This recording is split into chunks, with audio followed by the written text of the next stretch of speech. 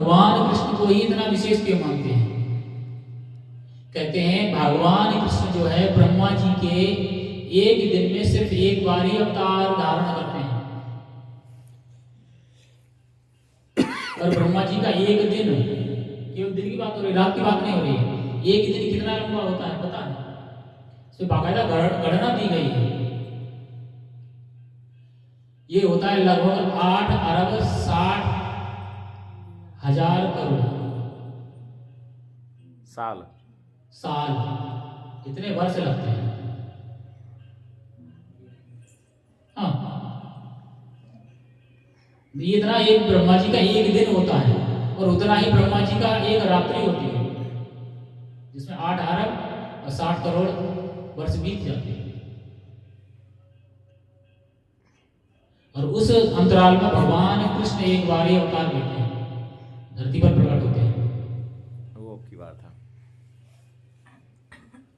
और ये गणना इतनी लंबी है कि हम उसको देखकर चौंक न जाए सुनकर, इसलिए इसको युग में, चतुर्युगी में और मनवंतर में डिवाइड किया जाता है।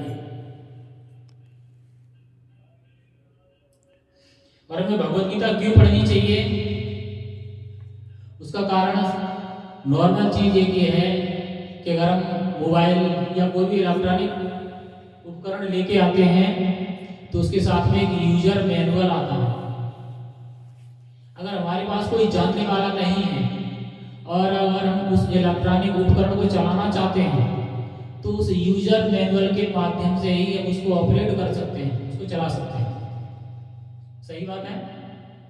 आजकल तो सब लोग मोबाइल चलाना जानते हैं, कुछ नहीं जानते तो दोस्त से पूछ लेते हैं या पड़ोसी से पूछ लेते हैं कि हमें इसमें ये फंक्शन नहीं आ रहा है तो हमें आप बता दीजिए।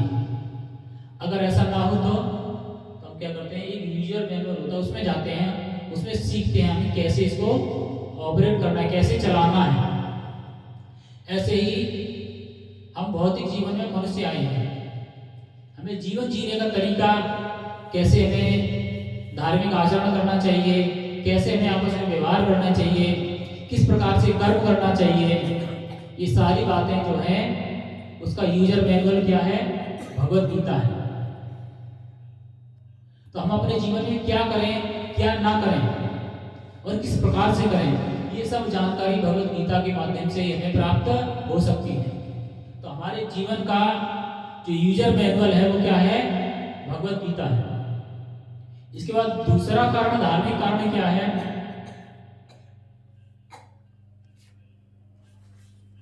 उसके लिए श्रील प्रभुपाद कहते हैं कलयुग में सामान्य जनता श्री कृष्ण की बहिरंगी शक्ति द्वारा मोहित है, यानी माया देवी द्वारा मोहित है।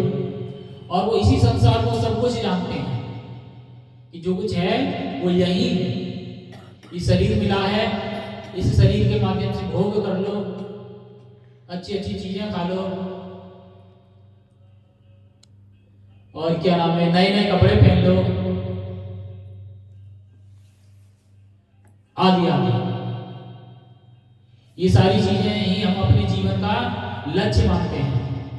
बहुत सारी सुख सुविधाएं जोड़ लो, बहुत सारा धन जोड़ लो, बहुत सारे गहने इकट्ठे कर लो, यही सब हमारे जीवन का उद्देश्य आजकल बना हुआ है। और हम ये सोचते हैं कि ये सारी सुविधाएं इकट्ठा करने के बाद में हम सुखी हो जाएंगे।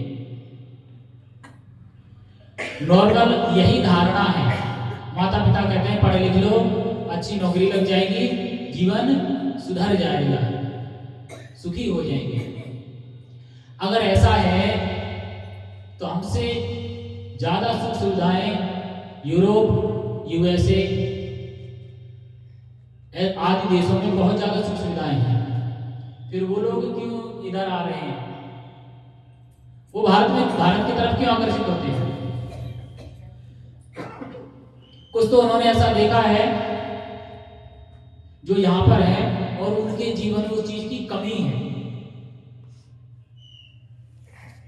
कुछ तो उन्हें यहां पर ऐसा दिखता है जो उन संपन्न देशों में वहां उनको प्राप्त नहीं हो रहा है, वो इसलिए इधर आकर्षित हो रहे हैं, दौड़ रहे हैं।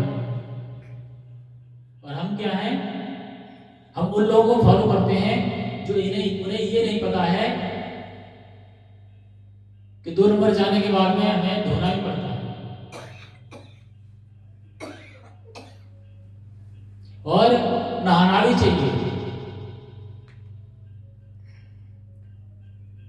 महीनों महीनों निकल जाते, नहीं नहाते हैं। श्रील प्रभुपाद जब प्रचार करने गए अमेरिका, तो उन्होंने उन लोगों को सिखाया कि नित्य प्रति नहाना चाहिए।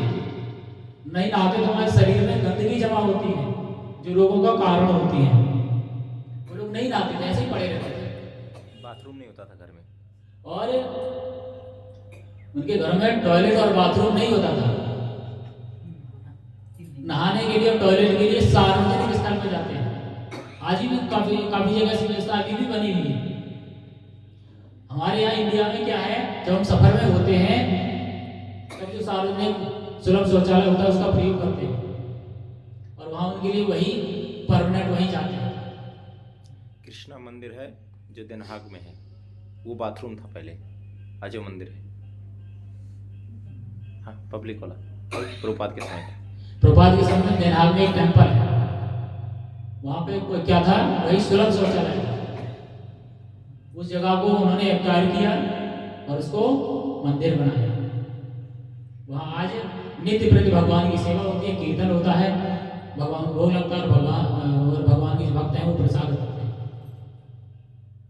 इसमें भी क्या होता था, इस जगह पे जहाँ बुक स्टोर है वहाँ भी सब यही काम होता था।